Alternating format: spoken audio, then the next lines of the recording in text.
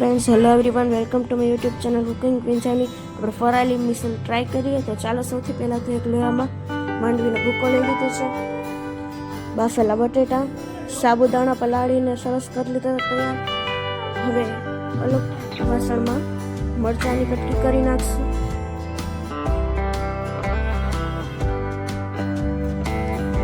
ત્યારબાદ લોયામાં તેલ ગરમ કરશું.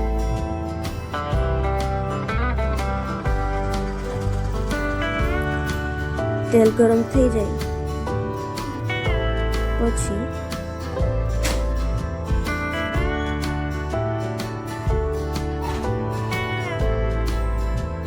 જો વિડીયો ગમે તો લાઈક, કમેન્ટ, શેર, અમારી ચેનલ સબસ્ક્રાઈબ કરી નાખજો. હું ટ્રાય કરશું, બહુ સરસ છે. હવે આપણે મરચાં અને લીમડાના પાનામાં નાખી દઈશું. ત્યારબાદ બધું મિક્સ કરી લઈશું.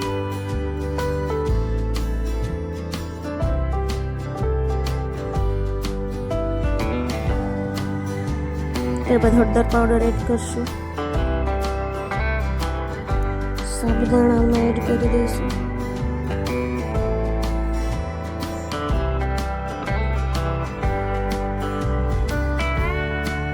હવે બધું બરાબર રીતે મિક્સ કરી દઈશું. લીંબુને મીઠું નાખવું હોય તો નાખી દેવાય અત્યારે. ત્યારબાદ થોડી વાર ચડવા દઈશું. એમને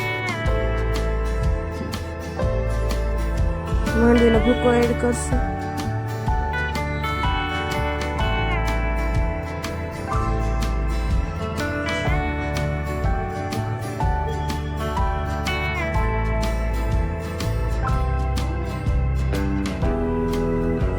હવે આપણે એક વાસણમાં અલગ કાઢી લઈશું. પછી આ વાસણમાં આપણે ફરીથી તેલ ગરમ મૂકીશું. ત્યારબાદ લીમડાના પાન એડ કરીશું. ટમેટાની ગ્રેવી થોડીક એડ કરશું. જીરું આપી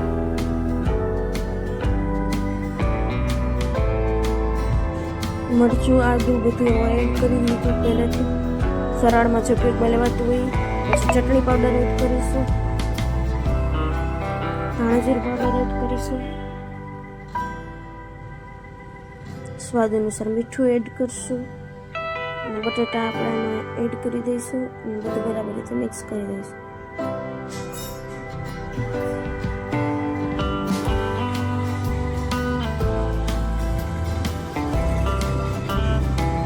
એકદમ બધું બરાબર રીતે મિક્સ થઈ ગયું છે. ત્યારબાદ ચટણી અને આપણે ઢોકળાનું ખમણ એડ કરી શકીએ છીએ. હવે ફરીથી બધું બરાબર રીતે મિક્સ કરી દઈશું. માંડવીનો ભૂકો થોડોક એડ કર્યો છે. સાબુદાણા અને બટેટા બંને તૈયાર છે. બીજું શું જોઈએ મિસલમાં તે આપણે આગળ કરીશું. માંડવીનો ભૂકો મિક્સર જારમાં એડ કરીશું. ત્યારબાદ કોપરાનું ખમણ એડ કરીશું.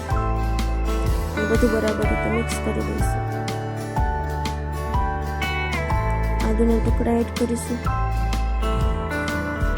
મરચી એડ કરીશું.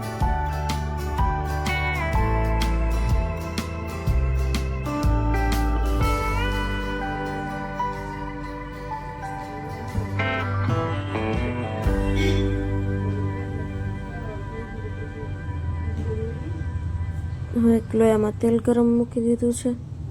જીરું એડ કરીશું. લીમડાના પાન એડ કરીશું. માંડવીના દાણા એડ કરીશું.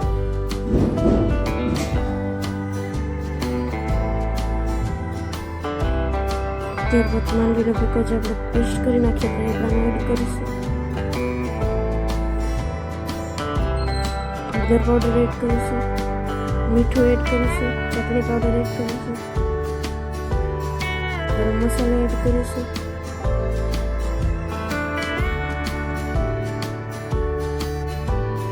એકદમ બરાબર રીતે મિક્સ કરી દઈશું. ફરાળી ભેળ જેવી જ રેસીપી છે. હવે આપણે તીખાની ભૂકી એડ કરીશું. બધું બરાબર રીતે મિક્સ કરી દઈશું.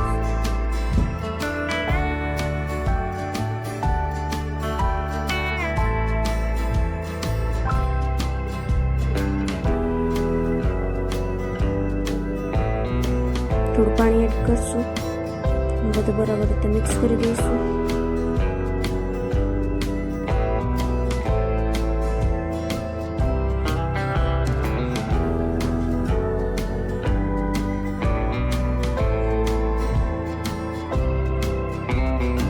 ત્યારબાદ કોથમીર ગાર્નિશિંગ કરી લઈશું.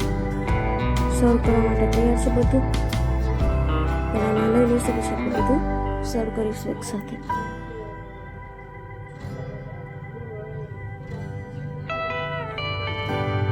એકદમ સરસ રસ તૈયાર થઈ ગયો છે. હવે આપણે એક બાઉલમાં સાબુદાણા કાઢીએ છીએ. ત્યારબાદ તેની ઉપર આપણે બટેટા એડ કરીશું.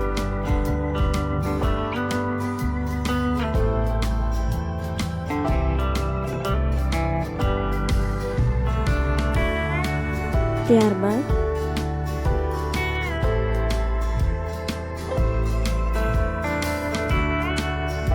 જે રસો બનાવીએ તો આપણે આમાં એડ કરીશું માંડવીના દાણામાં. ત્યારબાદ ક્રિસ્પી થાય તે માટે આપણે ફરાળી ચેવડો લીધો છે તીખો. ફરાળી મિસલ તૈયાર છે.